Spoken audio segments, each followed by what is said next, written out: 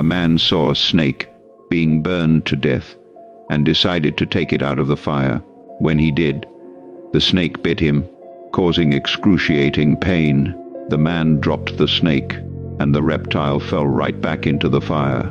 So the man grabbed a metal pole, took the snake out of the fire, and saved its life. Someone who was watching approached the man and said, "That snake bit you.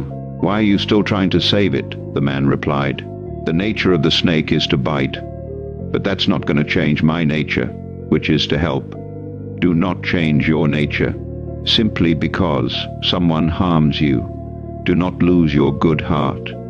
Only learn to take precautions."